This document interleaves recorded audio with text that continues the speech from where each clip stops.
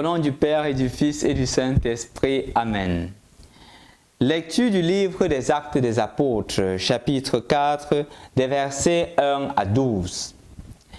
Comme Pierre et Jean parlaient au peuple dans le temple, les prêtres intervinrent avec le commandant de la garde du temple et les Sadducéens. Ils ne pouvaient souffrir de les voir enseigner leur doctrine au peuple et annoncer dans la personne de Jésus la résurrection. Il les fit arrêter et mettre au cachot jusqu'au lendemain, car il était déjà tard. Or, beaucoup de ceux qui avaient entendu la parole devinrent croyants. À ne compter que les hommes, il y en avait environ 5000. Le lendemain, il y eut une réunion des chefs des prêtres, des anciens, des scribes à Jérusalem. Il y avait là Anne, le grand prêtre, Caïphe, Jean, Alexandre, et tous ceux qui appartenaient aux familles des grands prêtres. Ils firent comparaître Pierre et Jean et se mirent à les interroger. Par quelle puissance, par le nom de qui avez-vous fait cette guérison? Alors Pierre, rempli de l'Esprit Saint, leur déclara: Chefs du peuple, anciens, nous sommes interrogés aujourd'hui pour avoir fait du bien à un infirme. Et l'on nous demande comment cet homme a été sauvé. Sachez-le donc, vous tous, ainsi que tout le peuple d'Israël, c'est grâce au nom de Jésus le Nazaréen, crucifié par vous, ressuscité par Dieu, c'est grâce à lui que cet homme se trouve là devant vous guéri. Ce Jésus, il est la pierre que vous avez rejetée, vous les bâtisseurs, et il est devenu la pierre d'angle. En dehors de lui, il n'y a pas de salut. En dehors de lui, il n'y a pas de salut. Et son nom, donné aux hommes, est le seul qui puisse nous sauver. Bonjour chers frères et sœurs dans le Christ. Rendu au vendredi de l'octave pascale, nous continuons notre méditation sur l'action que les disciples avaient accomplie il y a de cela 2 jours, la guérison du paralysé. Aujourd'hui, cela a fait du bruit, au point où on arrête les 2 apôtres, Jean et Pierre, et on les met en prison. On leur fait comparaître. Comment est-ce que vous avez fait cela? On se rappelle bien que Caïphe était celui qui avait participé à la crucifixion du Seigneur. Et il se met à dire, Pierre qui y avait peur, a le courage de dire clairement que ce Jésus que vous aviez crucifié, ce Jésus que vous avez mis au tombeau, ce Jésus-là, Dieu l'a ressuscité. Et c'est en son nom que nous accomplissons les miracles. N'oublions pas ce que nous avions écouté le lundi. Pierre qui était par nature peureux, a le courage maintenant d'annoncer que Jésus est ressuscité.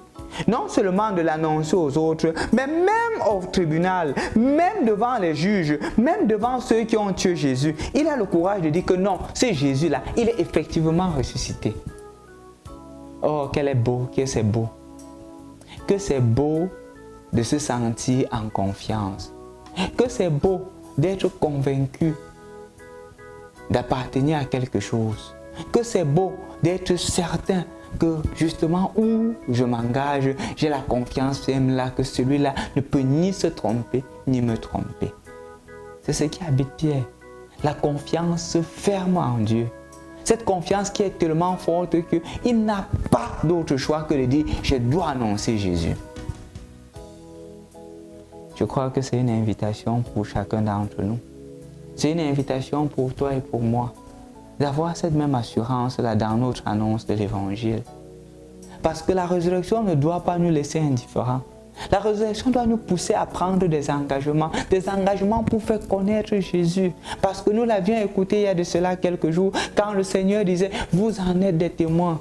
Je ne peux pas avoir l'expérience de la résurrection du Christ et je reste indifférent. Ça ne se fait pas. Et Pierre en est un témoin. Pierre nous fait comprendre aujourd'hui qu'on ne peut pas, même au milieu des difficultés, même au milieu des souffrances, on doit annoncer Jésus.